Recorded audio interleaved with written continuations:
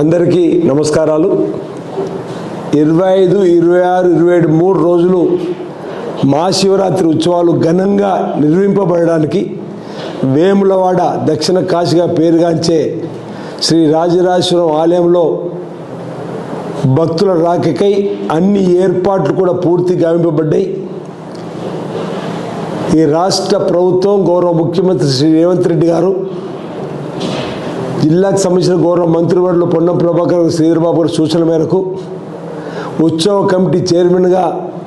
జిల్లా కలెక్టర్ గారు, జిల్లా ఎస్పీ గారు, అన్ని శాఖల అధికారులు కూడా సమన్వయంతో ముందుకు పోతూ పలుమార్లు సమావేశమై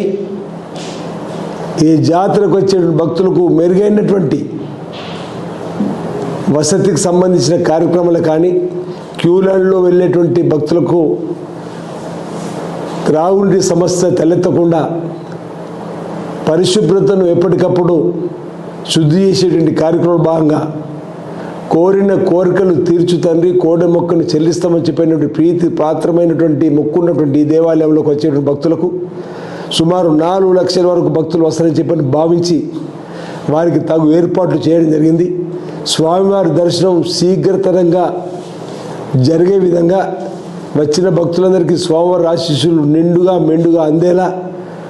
వేములవాడ రాజన్న ఆలయానికి సంబంధించిన అధికారులు, రాజన్న సిరిసిల్ల జిల్లాకు సంబంధించిన వివిధ అధికారులందరూ కూడా సమన్వయంతో చక్కటి ఏర్పాటు చేయడం జరిగింది. దేవాదాయ శాఖ మాచురాలు శ్రీమతి కొండా సురేఖ గారు, గౌరవ ముఖ్యమంత్రి శ్రీ రేవంత్ రెడ్డి గారు కూడా ప్రత్యేకమైనటువంటి సూచనలు చేసి వచ్చేటువంటి భక్తులకు ఎలాంటి ఇబ్బందులు తలెత్తకుండా చూడాలని చెప్పని కూడా వారు ఇచ్చేటువంటి ఆదేశాలకు అనుగుణంగా ఇక్కడ అధికార యంత్రాంగం అంతా కూడా కసరత్తు చేసి దేవాలయం అన్ని రకాలుగా ముస్తాబై అంగరంగ వైభవంగా ఈ 3 రోజులు జరిగిన మహాశివరాత్రి ఏర్పాట్ల కోసం పూర్తిగా ఏర్పాట్లు కాబడ్డాయి. ఈ సందర్భంగా తెలంగాణ, ఆంధ్రప్రదేశ్ పక్కన ఛత్తీస్గఢ్, మహారాష్ట్ర తదితర రాష్ట్రాల నుంచి వచ్చేటువంటి భక్తులకు మేము స్వాగతం చెప్తా ఉన్నాం. పెద్ద ఎత్తున భక్తులు తరలివచ్చి వేములవాడ శ్రీ రాజరాజస్వామిని దర్శించి తరించి స్వామివారి ఆశీస్సు కృపా కటాక్షాలకు ప్రీతి పాత్రలు కావాలని చెప్పిన సందర్భంగా కోరుతూ పెద్ద ఎత్తున భక్తులు తరలివచ్చి స్వామిని దర్శించుకోవాల్సిందిగా ఈ సందర్భంగా విజ్ఞప్తి చేస్తా ఉన్నాను.